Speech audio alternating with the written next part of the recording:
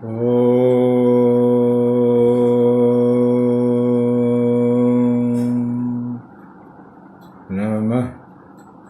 ശിവായ.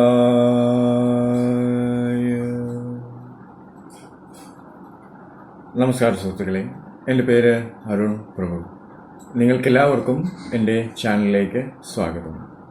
ഇന്ന് ഞാൻ ഈ എപ്പിസോഡിലൂടെ നിങ്ങളുമായിട്ട് ഷെയർ ചെയ്യാൻ ആഗ്രഹിക്കുന്ന വിഷയമാണ് നമ്മുടെ കുണ്ടലിനി യോഗയിൽ ശ്രീചക്രത്തിലെ പ്രാധാന്യത്തെക്കുറിച്ച് ഞാൻ കഴിഞ്ഞ എപ്പിസോഡിലൂടെ നിങ്ങൾക്ക് പറഞ്ഞു തന്നിട്ടുണ്ട്. ഈ ഒരു വിഷയം ചിലർക്ക് പൂർണ്ണമായിട്ട് ഗ്രഹണയോഗ്യമായിട്ടില്ല. സോ ഇത് പൂർണ്ണമായിട്ട് നിങ്ങളിൽ ശ്രീചക്ര ഉപാസനയും ഉപചാരങ്ങളും അതിനെപ്പറ്റിയുള്ള നമ്മുടെ ജീവിതത്തിൽ ഉണ്ടാവുന്ന മാറ്റങ്ങൾ വളരെ ഏറെയാണ്. സോ അത് ഒന്നുകൂടി ബൂസ്റ്റ് ചെയ്യുക എന്നുള്ളതാണ് ഈ എപ്പിസോഡിലൂടെ നിങ്ങൾ ആഗ്രഹിച്ച പ്രകാരം ഞാൻ നിർവഹിക്കുന്നത്. നമ്മുടെ നിത്യജീവിതത്തിൽ നാം എന്തിനു വേണ്ടിയാണോ കഷ്ടപ്പെടുന്നത്, ആ ഒരു മാറ്റം നമ്മുടെ ജീവിതത്തിൽ ഉണ്ടാക്കുന്നത് പരാശക്തിയായ നാം എല്ലാ സമയവും, നല്ല സമയത്തും ചീത്ത സമയത്തും, വളരെ കഷ്ടപ്പെടുന്ന സമയത്തും നാം നമ്മുടെ മനസ്സിൽ വരിക്കുന്ന ഒരേ ഒരു നാമം ഈശ്വര എന്നുള്ളത്, കാക്കണേ. ഈ ഒരു ഭാവം, ഈ ഒരു അവസ്ഥ മനുഷ്യരിൽ ഉണ്ടാകുന്നത് ഉപാസനാമൂർത്തിയെ ആ ഉപാസന ചെയ്യുന്നത് പൂർണ്ണമായിട്ടും ഇന്നത്തെ കാലത്ത് ലോപിച്ചു പോകുന്നു. പണ്ടൊക്കെ ഞാൻ പറഞ്ഞിട്ടുള്ള പോലെ ഒരു വീട്ടിൽ ഓരോ വ്യക്തിക്കും ഉപാസനാമൂർത്തി ഉണ്ടായിരുന്നു.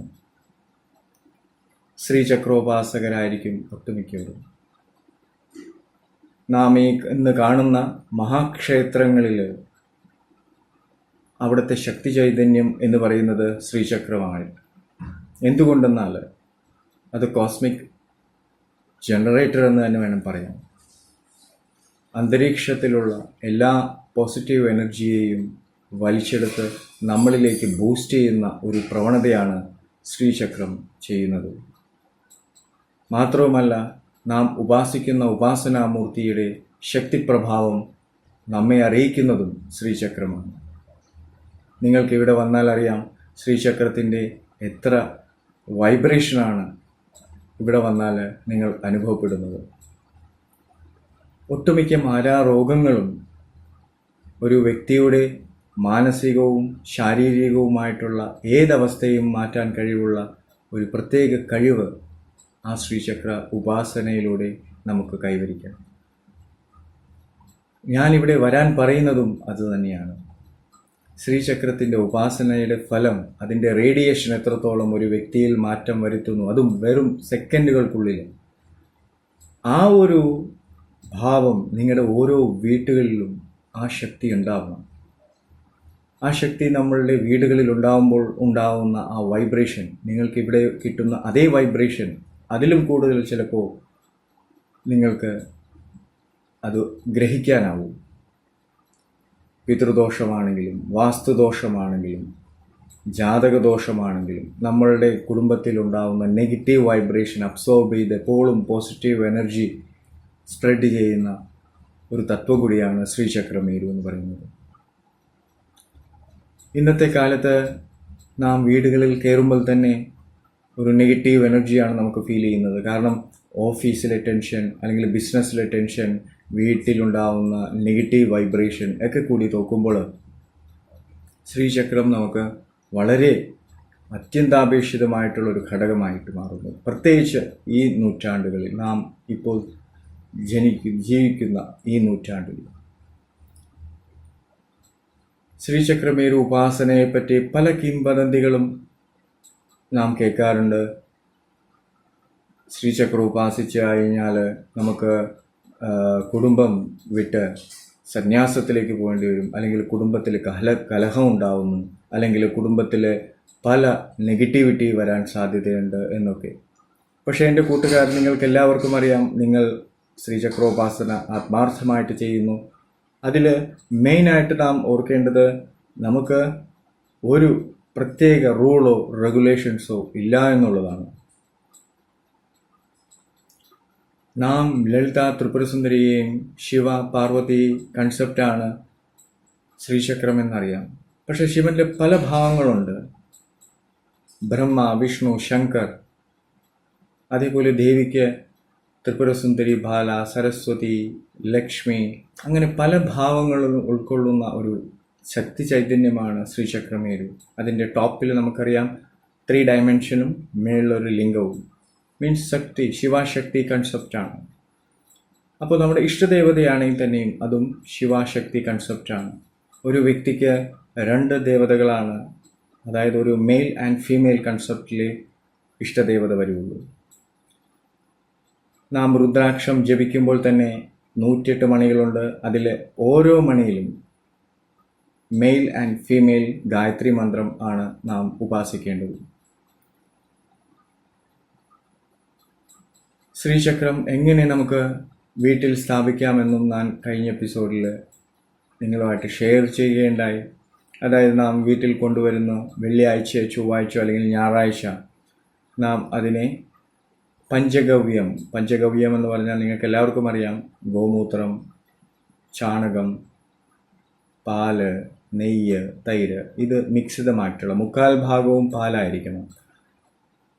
ബാക്കി ഭാഗങ്ങൾ അവർ ചാണകം ഒരു നുള്ളു മതിയാവും. ബാക്കി ഓരോ സ്പൂൺ വെച്ച് നമുക്ക് മിക്സ് ചെയ്തിട്ട് ആ പഞ്ചഗവ്യം അഭിഷേകം ചെയ്യുന്നതുകൂടി അതിൽ പ്രാണപ്രതിഷ്ഠ വന്നു.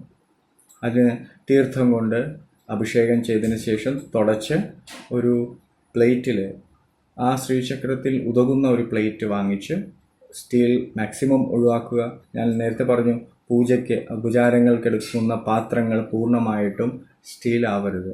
മീൻസ് മെയിൻ ഘടകങ്ങൾ, അതായത് ഭഗവാനെ വയ്ക്കുന്ന അല്ലെങ്കിൽ ഭഗവാൻ അഭിഷേകം ചെയ്യുന്ന പാത്രങ്ങൾ, തീർത്ഥം, അതൊക്കെ നമുക്ക് സ്റ്റീലാവാം. അല്ലെങ്കിൽ നമ്മൾ തീർത്ഥം ആവാഹിക്കുന്ന കലശങ്ങളൊക്കെ കോപ്പർ, അങ്ങനത്തെ ഘടകങ്ങളായിരിക്കണം എന്ന് മാത്രമേ ഉള്ളൂ. അപ്പോൾ നമ്മൾ പ്ലേറ്റിൽ ചുവപ്പ് പട്ട് വെച്ച് അതിന് മേലിൽ വേണം ശ്രീചക്രം സ്ഥാപിക്കാൻ.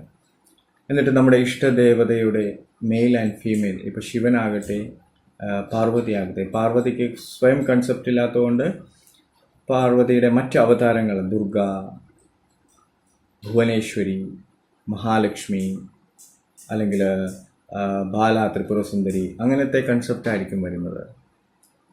So male and female Gayatri മന്ത്രം ജപിച്ച് വേണം നാം അതിന് മേളിൽ കുങ്കുമവും സിന്ദൂരവും തൂകാൻ. സിന്ദൂരവും കുങ്കുമവും ഒരു പ്രത്യേക ഘടകമാണ്, ഒഴിച്ചുകൂടാൻ വയ്യാത്ത ഒരു ഘടകമാണ് ശ്രീചക്രത്തിൽ നാം അതിൽ തൂളുമ്പോൾ. 9 ചുറ്റിയിട്ട് വേണം, അതായത് നമ്മൾ ശ്രീചക്രത്തിൻ്റെ മേളിൽ ഇങ്ങനെ കൈ കുങ്കുമം ഇങ്ങനെ വെച്ചിട്ട് 9 പ്രാവശ്യം അതിനെ ചുറ്റണം. അതായത് ആവരണങ്ങളാണ് നമുക്ക് ശ്രീചക്രത്തിൽ നിങ്ങൾക്കറിയാം. ആ ആവരണങ്ങളിലുള്ള എല്ലാ ദേവതകളെയും പീഡനസ്ഥനാക്കുന്ന, പ്രാണപ്രതിഷ്ഠ ചെയ്യുന്ന ഒരു കൺസെപ്റ്റാണ് നാം ആദ്യം ചെയ്യേണ്ടത്. അതിനുശേഷം ധൂപവും മറ്റ് ഉപചാരങ്ങളുണ്ടെങ്കിൽ, ഇപ്പോൾ പഞ്ചോപചാരം തന്നെയാണെങ്കിൽ ധൂപം, ദീപം, നൈവേദ്യം, അത് കഴിഞ്ഞ് ഒരു ആരതി, അല്ലെങ്കിൽ അത് ആരതി കഴിഞ്ഞിട്ട് നാം എഴുന്നേറ്റ് നിന്ന് 3 പ്രദക്ഷിണവും 5 സാഷ്ടാംഗ പ്രണാമവും. ഈ ഒരു കൺസെപ്റ്റാണ് പഞ്ചോപചാരത്തിൽ. ഷഡോപചാരം എന്ന് പറഞ്ഞാൽ നിങ്ങൾക്കെല്ലാം അറിയാം, ഭഗവാന് വേണ്ട, ദേവിക്ക് വേണ്ട വസ്ത്രങ്ങൾ, കണ്ണാടി, കൺമഷി, കുങ്കുമം, സിന്ദൂരം, പൂവ്, അങ്ങനെ നാളികേരം, വെറ്റില, താമ്പൂൽ എല്ലാം ഒരു പ്ലേറ്റിലാക്കി വെച്ച്, നിങ്ങൾക്കിവിടെ വന്നാൽ അറിയാം ആ ഒരു കൺസെപ്റ്റ് നിങ്ങൾ കണ്ടു കാണും. സോ അത് ഷഡോപചാരം എന്ന് പറഞ്ഞത്. അപ്പോൾ ഇങ്ങനെ ഒരു കൺസെപ്റ്റ് നാം എല്ലാ ദിവസവും ചെയ്യുകയാണെങ്കിൽ നമ്മൾക്കുണ്ടാവുന്ന ഒരു സെൽഫ് കോൺഫിഡൻസ്, അത് തന്നെ മതി നമ്മുടെ ജീവിതത്തെ പോസിറ്റീവിലേക്ക് മാറാൻ. പ്രാണപ്രതിഷ്ഠ നടത്തി 41ാമത്തെ ദിവസം അതിൽ പൂർണ്ണ ശക്തി ചൈതന്യം വരുന്നതോടുകൂടി നമ്മുടെ ജീവിതത്തിലും അതേപോലെ മാറ്റങ്ങൾ ഉണ്ടാകുന്നു. അങ്ങനെ മാറ്റങ്ങൾ ഉള്ളിടത്തോളം നമ്മുടെ ഏതൊരു നെഗറ്റീവ് എനർജിയെയും ബ്ലോക്ക് ചെയ്ത് മാറ്റാനുള്ള ഒരു ആവരണം നമ്മുടെ ചുറ്റും ഒരു ഹോളയായിട്ട് എപ്പോഴും ഒരു ഓറ എന്നുള്ള കൺസെപ്റ്റിൽ എപ്പോഴും ആ ഉപാസനാ ശക്തി നമ്മുടെ കൂടെ ഉണ്ടാവും. മാത്രമല്ല നമ്മുടെ വീടും പരിസരത്തും ആ ഒരു ഓറ എപ്പോഴും നമ്മളെ പ്രൊട്ടക്റ്റ് ചെയ്തുകൊണ്ടിരിക്കും. നമ്മളൊരു മനുഷ്യ ലെവലിൽ നിന്നും തികച്ചും ഒരു ദൈവിക ലെവലിലേക്ക് മാറുന്നു എന്നുള്ളതാണ് വേറൊരു പ്രത്യേകത. കാരണം ജാതകം എന്നുള്ള കൺസെപ്റ്റേ അവൻ മറന്നു കഴിഞ്ഞു. കാരണം ജീവിതം അത്രയ്ക്ക് നല്ല രീതിയിൽ ഫ്ലോ ആയിട്ട് പോകുന്നത് നമുക്ക് തന്നെ അറിയാൻ പറ്റും. ഞാൻ നേരത്തെ പറഞ്ഞു, ഇങ്ങനെ ഉപാസിക്കുന്ന വ്യക്തികൾ എവിടെ ചെന്നാലും അവിടെ ആളുകൾ കുമിഞ്ഞുകൂടും. ഇപ്പോൾ ഒരു കാലി ഹോട്ടലിൽ നമ്മൾ ഇരുന്നാൽ തന്നെ ഒരു 5-10 മിനിറ്റിനുള്ളിൽ ആ ഹോട്ടൽ ഫില്ലാവും. കാരണം നമ്മുടെ ഉള്ളിലുള്ള ആ ഉപാസനാമൂർത്തിയുടെ ശക്തിയാണ് എപ്പോഴും അത് റിഫ്ലക്റ്റ് ചെയ്യുന്നത്. നാം ഒരു പൊതുയോഗത്തിൽ ചെന്ന് ചേർന്നാൽ മറ്റുള്ളവർ നമ്മളെ ബഹുമാനിക്കുക എന്നുള്ള കൺസെപ്റ്റ്, ഒരു VVIP ട്രീറ്റ്മെൻറ്റ് എന്നുള്ള കൺസെപ്റ്റ് നമുക്ക് എത്തിച്ചേരുന്നു. നമുക്കറിയാം, പഴനിയിലെ എൻ്റെ കൂടെ വന്നവരെല്ലാവർക്കും അതൊരു ഉദാഹരണമാണ്. കാരണം നമ്മുടെ എല്ലാ എനർജി എന്ന് പറയുന്നത് ഉപാസനമൂർത്തി എപ്പോഴും നമ്മുടെ ഉള്ളിൽ എപ്പോഴും ആ ശക്തി ചൈതന്യത്തെ റിഫ്ലക്റ്റ് ചെയ്തുകൊണ്ടിരിക്കും.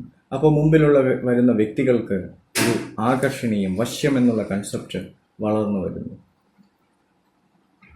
അപ്പോൾ നമ്മൾ എല്ലാ പ്രശ്നങ്ങളിൽ നിന്നും പൂർണ്ണമായിട്ടും ആ പ്രശ്നങ്ങളെല്ലാം തന്നെ മാറുന്ന ഒരു ഭാവം നമുക്ക് തന്നെ ദർശിക്കാൻ കഴിയും. ശ്രീചക്രം ഉപാസിക്കുന്നതിന് മുമ്പും ശ്രീചക്രോപാസന ചെയ്യുന്നതിന് ശേഷവും ഉണ്ടാവുന്ന നമ്മുടെ ലൈഫ് നമുക്ക് കാൽക്കുലേറ്റ് ചെയ്യാവുന്നതേ ഉള്ളൂ. ഉപാസന ചെയ്യുമ്പോൾ നമ്മൾ നിവേദ്യം കഴിഞ്ഞിട്ട് പ്രാണായാമം, ആ നിവേദ്യം നമ്മൾ വെച്ച് കഴിഞ്ഞ് ഭഗവാനും ദേവിക്കും അത് ഭക്ഷണം കഴിക്കാൻ അല്ലെങ്കിൽ നിവേദ്യം സേവിക്കാനുള്ള സമയം കൊടുക്കുക. ആ സമയം നമ്മൾക്ക് പ്രാണായാമം ചെയ്ത് ജപം ചെയ്യുക. ജപം ചെയ്തതിന് ശേഷം വേണം ആരതി, പിന്നെ പ്രദക്ഷിണ നമസ്കാരവും സാഷ്ടാംഗ നമസ്കാരവും. സോ ഇതിന് ശേഷം നമുക്ക് തിരിച്ച് ആ ശക്തി ചൈതന്യം, ഉപാസന ചെയ്ത ശക്തി ചൈതന്യം ശ്രീചക്രത്തിൽ നിന്നും നമുക്ക് ആവാഹിച്ച് നമ്മുടെ ഉള്ളിലേക്ക് ഇൻഹേൽ ചെയ്യാം. പിന്നെ നമുക്ക് നമ്മുടെ ഉള്ളിലാണ് ആ ശക്തി ചൈതന്യം, ആ ഉപാസനാമൂർത്തി. പിന്നെ ആ ശ്രീചക്രത്തിൽ എംപ്റ്റിനെസ്, അതിൻ്റെ ഒരു റേഡിയേഷൻ ഉണ്ടാവുന്നേ ഉള്ളൂ. പക്ഷേ ഉപാസനാമൂർത്തിയുടെ ആ ശക്തി ചൈതന്യം നമ്മുടെ ഉള്ളിലായിരിക്കും. ചിലവർ ചോദിക്കാറുണ്ട്, ഉപാസനകളൊക്കെ കഴിഞ്ഞു, എൻ്റെ കാലാന്തരത്തിൽ എൻ്റെ മുൻതലമുറക്കാർ അത് ഏറ്റെടുത്തില്ല എങ്കിൽ അവർക്ക് വല്ല ദോഷമുണ്ടാവുമോ എന്നുള്ളത്. കാരണം അതിൽ ശക്തി ചൈതന്യം ഉണ്ടെങ്കിൽ മാത്രമേ അതിന് ദോഷമുണ്ടാവുള്ളൂ. കാരണം നാം അറിയുന്നു, ഉപാസന ചെയ്യുമ്പോൾ നാം നമ്മുടെ ഉള്ളിലുള്ള ആ ചൈതന്യത്തെ ശ്രീചക്രത്തിലോട്ട് ആവാഹിക്കുന്നു, ഉപചാരം ചെയ്യുന്നു, നമസ്കാരം എല്ലാം കഴിഞ്ഞ് നാം തിരിച്ച് ആ ശക്തി ചൈതന്യത്തെ ഇൻഹേൽ ചെയ്യുന്നു, ആവാഹിക്കുന്നു ഉള്ളിലോട്ട്. ആ ശ്രീചക്രത്തിൽ ഇപ്പോൾ എംപ്റ്റി, ശ്രീചക്രം പൂർണ്ണമായിട്ടും അത് എംപ്റ്റിയാണ്. അപ്പോൾ ആ എംപ്റ്റിനെസ്സിന് നമ്മുടെ വരും തലമുറയ്ക്ക് അത് ബാധിക്കുന്നില്ല. അവരത് ചെയ്താൽ അവർക്ക് നല്ലത്, ഇല്ലെങ്കിൽ അവർക്കൊരു ദോഷവും വരുന്നില്ല. അത് ഞാൻ നേരത്തെ എപ്പിസോഡിൽ പറഞ്ഞു, ഒരു ക്ഷേത്രത്തിലെ പ്രതിഷ്ഠയും നമ്മളെ വീട്ടിൽ ശ്രീചക്രത്തിൽ പ്രതിഷ്ഠിക്കുന്നതും തമ്മിലുള്ള വേരിയേഷൻ, അത് കോസ്മിക്കിൽ നിന്നും കോസ്മിക്കിലേക്ക് വിടുന്നു. ഇത് നമ്മുടെ മനസ്സിൽ നിന്നും തിരിച്ച് മനസ്സിലേക്ക് തന്നെ തിരിച്ചു വിടുന്നു. കോസ്മിക്കിൽ സൂര്യൻ മണ്ഡലത്തിൽ നമ്മൾ ആവാഹിക്കുന്നു, ചന്ദ്രമണ്ഡലത്തിലേക്ക് വിസർജിക്കുന്നു എന്നുള്ള കൺസെപ്റ്റാണ്. അവിടെ എപ്പോഴും ആ ബിംബത്തിൽ എപ്പോഴും ശക്തി ഉണ്ടാവും. അപ്പോൾ അവിടെ ഉപാചാരങ്ങൾ, ഉപാസനകൾ ഇല്ലെങ്കിൽ ആ ഗ്രാമത്തെ അത് ബാധിക്കുന്നു. മറിച്ച് ഇവിടെ നാം വീട്ടിൽ ചെയ്യുന്നത് നമ്മുടെ ഉപാസനാമൂർത്തിയെയാണ് ഉപാസിക്കുന്നത്, അതും നമ്മൾ ശ്രീചക്രത്തിലാണ്. അപ്പോൾ ഉപാസനാമൂർത്തിയും ഗ്രാമദേവൻ്റെ ആ ഭാവവും തമ്മിൽ എൻറ്റയർലി ഡിഫറെൻ്റ് ആണ്. പിന്നെ ശ്രീചക്രം ഉപാസിക്കുമ്പോൾ നമുക്ക് പേടിയോ ഒന്നും തന്നെ വേണ്ട. നമ്മുടെ മനസ്സിൽ എന്തു തോന്നുന്നു, ഏത് രീതിയിൽ തോന്നുന്നു, അതുപോലെ ചെയ്തു കഴിഞ്ഞാൽ നല്ലതാണ്.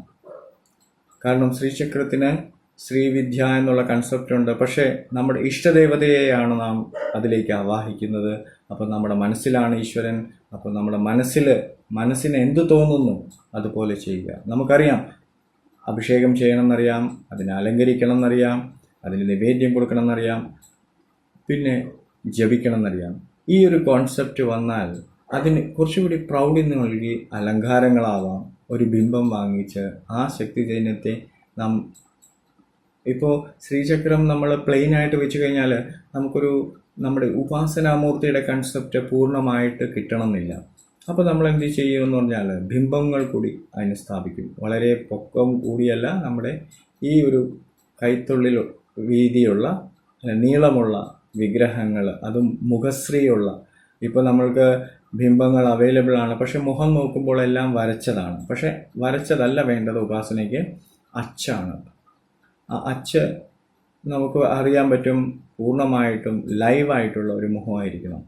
ആ ഒരു മുഖഭാവത്തോടുള്ള ബിംബങ്ങൾ നാം ആരാധിക്കുമ്പോൾ നമ്മുടെ മനസ്സിൽ എത്ര കഷ്ടപ്പാട് വന്നോട്ടെ, കണ്ണുപൂട്ടിയാൽ ആ ബിംബമായിരിക്കും നമ്മുടെ മനസ്സിൽ റിഫ്ലക്റ്റ് ചെയ്യുന്നത്.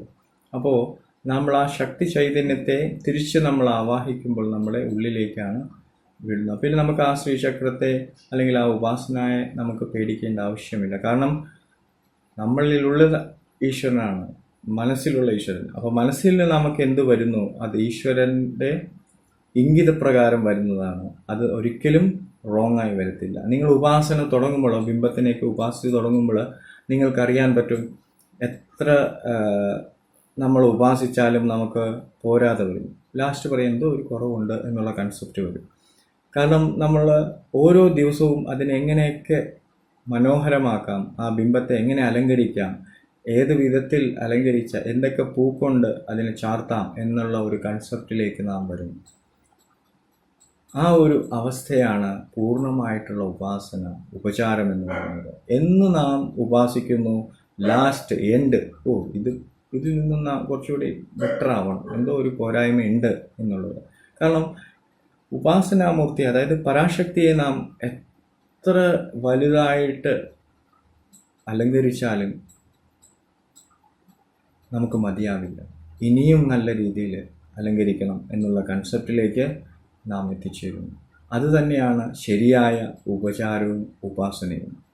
ഈ ഒരു ലെവലിൽ നാം വരുന്നതോടുകൂടി നമ്മുടെ ജപത്തിൽ വൈബ്രേഷൻ സ്റ്റാർട്ട് ചെയ്യും.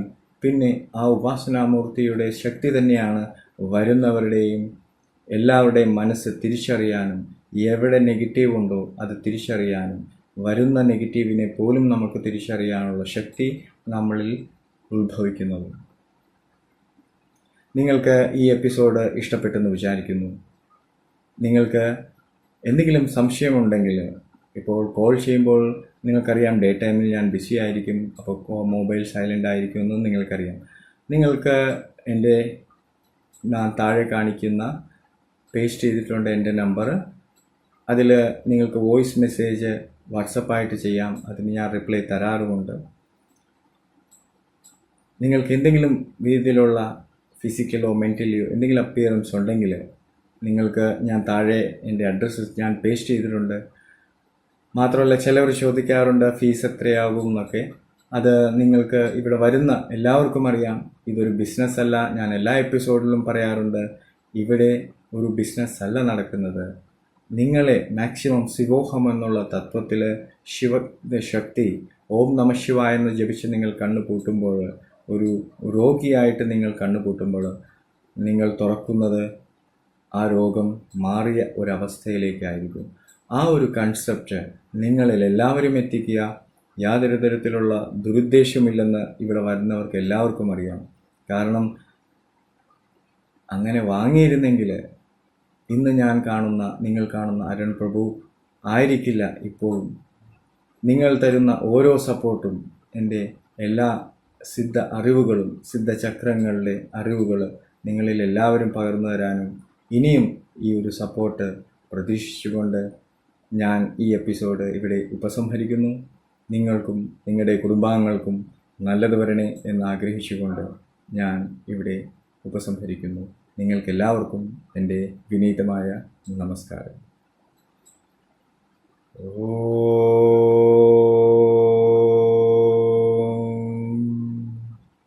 നമഃ ശിവായ.